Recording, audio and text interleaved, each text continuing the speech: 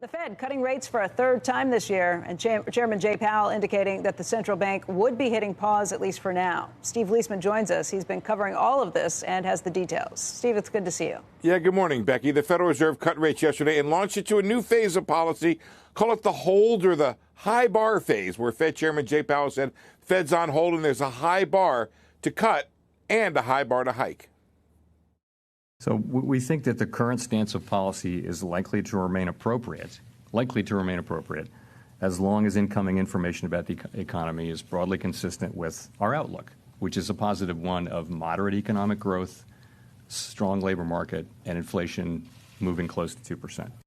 Okay, so the rate cut brings the Fed's overnight rate down to 1.5 to 1.75%. And remember, it was 2.2% and forecast to head above 3% this time last year. The chairman cited trade concerns and global economic weakness among the reasons for the cut, but Powell saw improvements in both areas and suggested the Fed had already provided a lot of help to the economy. Morgan Stanley, they don't see the Fed moving again through all of 2020. Markets, they place a 21% probability on a cut in December, and you have to go out to March 2020 before the chance of another rate cut rises above 50%. Now, in its statement, the Fed dropped that critical phrase from other announcements where it said it would, quote, act as appropriate. That was a signal to markets that rate cuts were on the way. Instead, the Fed now says it will, quote, assess the appropriate path of the funds rate, and that's a signal for perhaps being on hold. The next critical event for the Fed, trade talks between the U.S. and China. If they fall apart again and ignite a new round of economic worries, markets are going to be back, and they're going to test Powell's resolve to keep the Fed on hold. And, Becky, one question we have now, is the bar as high for the Fed to start cutting again as it is for the Fed to start hiking again? There was an interesting comment that he made there where he said, you know what, we have to see significant rise in inflation to hike, and that really took that issue off the table. Yeah, and I think that's probably what's bolstering the markets, too, just the idea that we're going to be at these lower rates for a very long time. I think that's right. And I don't know if, you know, if we have more bad news on the trade deal, does that bring the Fed back in? It'll be interesting to see if the market starts to price it and if Powell and the Fed push back against that pricing in of another cut.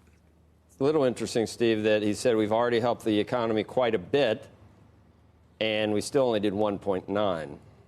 So if we really didn't need to do any rate cuts and we were all fine and we didn't need any cuts and, you know, there wasn't any warning signs on the horizon. You know, Kramer's been talking about seeing things, and other people push back that there wasn't any weakness three cuts ago. So he does 3 cuts, helps the economy. We get to 1.9. Obviously, it needed help.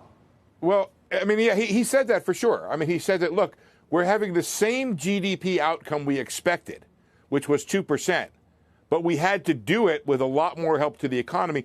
Joe, I don't know if you want to do a little math this morning, but I went back and looked back in October 2018. The funds rate was 2.2. The forecast from the Fed was that it went up to 3.4. So now we're at 1.62. So 3.4 to 1.62, that's 1.8. We have provided almost 2 percentage points of easing in the form of not doing the cuts that were expected and the actual cuts, the hikes that were expected and the actual cuts. So 75 basis points of cuts and a percentage points of hikes that didn't happen. No, I know. I just mean factor in with that, Joe, the idea that the balance sheet. I just mean we were a long way from neutral, supposedly. Then he was dragged kicking and screaming into a couple of cuts, and now says, yeah, we did provide. Right, but Joe, remember the facts changed. They changed substantially. Remember?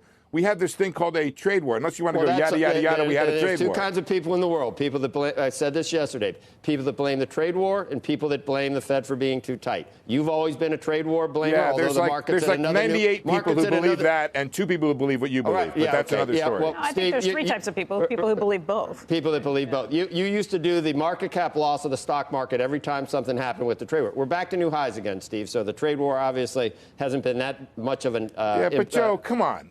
We're flat. We're flat over a very long period of time, We're flat after consolidating 20% earnings gains after but Joe, what's the average? What's the average return? You haven't really hit it, Joe. Look, you did $1.5 trillion tax cut, and you got nothing to show for it. I'm happy probably with the because of the trade performance of the market, where it is. I'm glad you're happy. It's good to be happy. Just consolidating those gains of 40%, 50%, after the election. But Joe, when you average it out, you don't have anything. You can't have it both ways, Steve. You can't have it both ways. When you say it's down $1 trillion and it's, oh my God, look what's happening, and then we're back to new highs, and you say, oh, we're just flat. You can't have it both ways. Joe, read the op-ed in the Journal today. There's a lot left on the table because of the trade war. Look at what they say. All right. I mean, I'm glad to be on that side over there where they're saying, look, you might have had, and I expected this, some bump to potential growth because of the tax cuts. Instead, what you have is the old potential growth going. I didn't expect a percentage point.